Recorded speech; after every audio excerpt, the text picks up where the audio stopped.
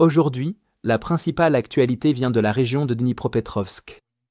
Ici, les contre-attaques ukrainiennes ont commencé à freiner une lente avancée russe et forcent désormais Moscou à repenser son axe est-ouest.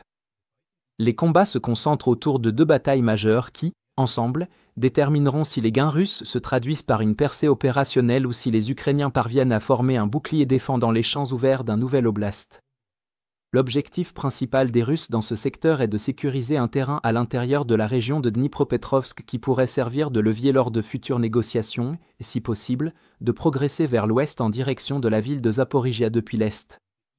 Prendre le contrôle de villages et de zones de rassemblement au-delà de la frontière administrative permettrait à la direction russe de revendiquer une dynamique positive et de tracer des lignes sur la carte qui pourraient être échangées sur le plan politique, tout en ouvrant la voie à de nouvelles avancées mécanisées si les lignes ukrainiennes venaient à s'effondrer. Il est à noter que les ceintures défensives ukrainiennes dans les régions de Zaporijia et de Dnipropetrovsk sont principalement orientées pour résister à des assauts venant du sud et du sud-ouest. Par conséquent, une poussée depuis l'est permet aux unités russes de tenter de déborder les positions préparées et d'exploiter les failles dans les défenses locales. Cependant, il est important de souligner qu'au rythme le plus rapide, les forces russes n'ont progressé localement que d'environ 6 km en un mois. Si cela reste plus rapide que dans tous les autres secteurs, cela demeure bien en deçà de la vitesse d'une manœuvre opérationnelle, alors que deux batailles définissent désormais les combats immédiats. Au nord, Zeleny est le théâtre de combats acharnés depuis des mois, les forces russes lançant à plusieurs reprises des attaques contre le village afin d'y établir un point d'appui qui servirait de tremplin pour de futures offensives. Principalement, les Russes cherchent à utiliser cette localité pour progresser vers les trois agglomérations plus importantes de Avrilivka, Ivanivka et Novopavlivka, dont les bâtiments dispersés constituent une cible de choix pour l'accumulation d'infiltrés russes. Pourtant, les défenseurs ukrainiens ont transformé chaque tentative en une opération coûteuse. Des images géolocalisées montrent des compagnies d'assaut et mécanisées ukrainiennes menant à plusieurs reprises des opérations de nettoyage dans les bois et les environnants, utilisant de courtes contre-attaques violentes combinées à une reconnaissance persistante par drone pour détecter les soldats ennemis et les petites équipes d'infiltration avant qu'ils ne puissent se regrouper.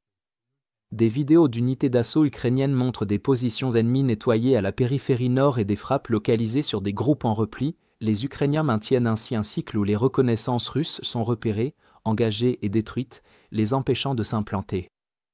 En conséquence, tout gain territorial progressif des unités russes qui parviennent à échapper aux drones ukrainiens est systématiquement réduit et contesté, les défenseurs ukrainiens occupant la position défensive la plus avantageuse du secteur actuel, refusant de l'abandonner. Plus au sud, là où les forces russes avaient commencé à progresser rapidement à travers une série de lisières boisées, les contre-attaques ukrainiennes ont repris Sosnivka, Voron et plusieurs hameaux voisins. Ces contre-attaques ont été précédées par un intense barrage d'artillerie coordonné qui a permis de neutraliser et d'éliminer l'infanterie russe se déplaçant à découvert.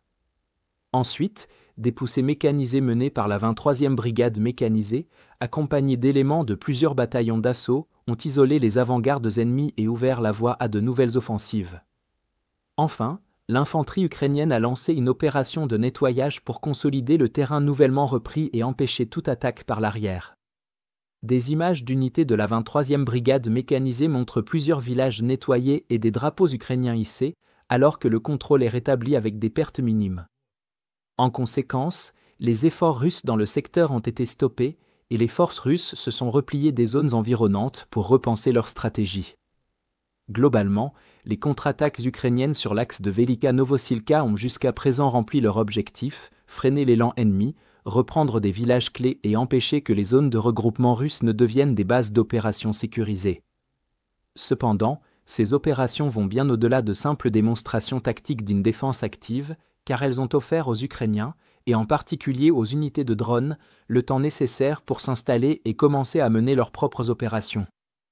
Avec l'arrivée de la saison des pluies, la zone fluviale basse va bientôt se transformer en bourbier profond, et le réseau routier limité deviendra des zones de destruction où les drones ukrainiens pourront semer le chaos. Si vous êtes contre l'invasion de l'Ukraine et que vous souhaitez soutenir le travail que je fais, pensez à vous abonner à notre site d'actualité indépendant. Vous y trouverez nos analyses stratégiques exclusives, des aperçus complets de tous les fronts et des vidéos d'analyse tactique régulières. En vous abonnant, vous montrerez non seulement votre soutien à cette chaîne, mais vous aiderez également à défendre le journalisme indépendant. Le lien vers notre site est dans la description.